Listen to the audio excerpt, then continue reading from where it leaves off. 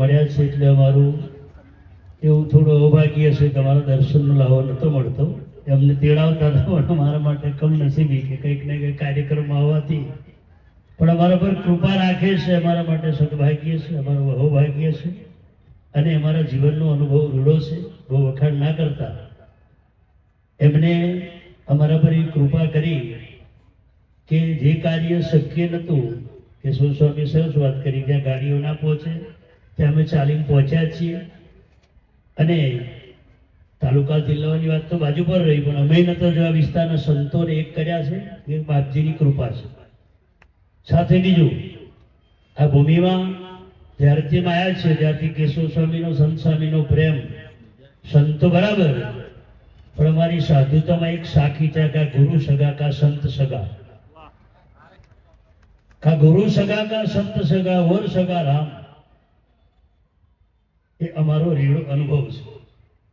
કેશવ સ્વામી એક એવો મહાપુરુષ છે કે બાપજી અમારો એક તણકલા જેટલો કાંઈક અંશાનો સમાચાર મળે ને તો રાતે પણ મને 2 વાગે ફોન કરે છે.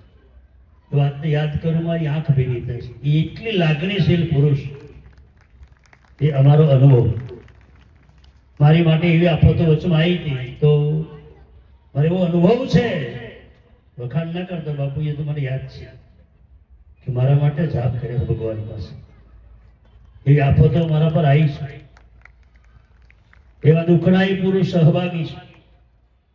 એને પેલી સાચી લાગે કે સંત બડો પરમારથી શીતલ વાકો વર્તપત બુજા દે આપકી દે દે આપના રંગ. એ સાધુતાના વિચાર કે ઘણી વાર આવા શબ્દો થાય સંતોના, તો આ એની સતપણાની ઓળખ છે. એ અમારો અનુભવ બોલે છે.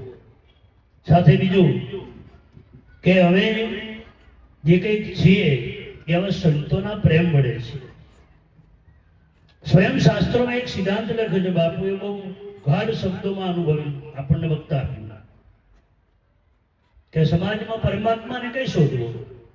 ગીતાજીના સ્વયં શબ્દો, ભાગવતના સ્વયં શબ્દો, રામાયણના સ્વયં શબ્દો એક જ સૂત્રમાં લખ્યું છે.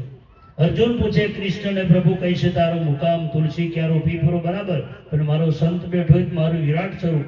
ત્યાં તને ઈશ્વર ના દેખાય તો સમજી લે કે મારા પર કોઈ કુદૃષ્ટિ, કાં તો કોઈ દ્રષ્ટિનું ખાવાનું, કાં તો કુસંગ થયો છે, એનું આ નિશાન છે. આપણા શાસ્ત્રોના શબ્દો. ત્રીજું, મને તમને આટલા સુધી આવવાનું મળ્યું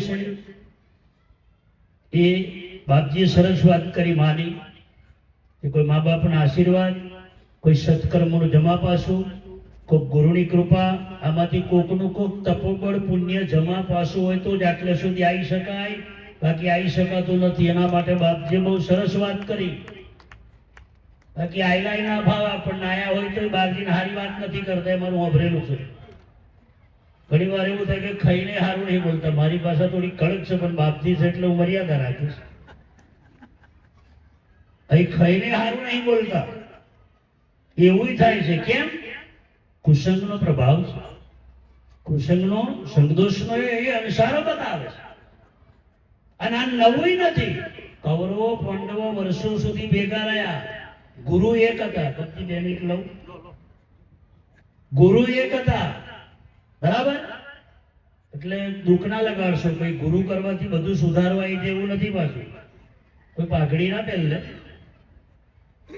યુટ્યુબ ચેનલના માધ્યમથી બધા મને જોતા હશો એટલે સાંભળો તો છો. ઘણા કે કરા આવું તમે કડક શું કામ બોલો? મેં કીધું તમે માનો એ તમારું કમનસીબ કે લીમડાનો રસ બહુ કડવો હોય પણ ઘણા ખરા રોગો એમાંથી મટે. ડાયાબિટીસને હટવું હોય તો કાંદાનો રસ જોઈએ. મારી પાસે તમને કડક લાગે હું શું કરું? ઓંખો લાકડો ગણ્યો છે કે એનાથી સીધો થાય એવો નહીં કોળી, એને કોળો જોઈએ કાં તો હલો જોઈએ. એ મરણ તમારા વિચારોને સીધું કરવા સંતો કહેતા હોય. ઘાયલ કી ગતિ ઘાયલ જાણે.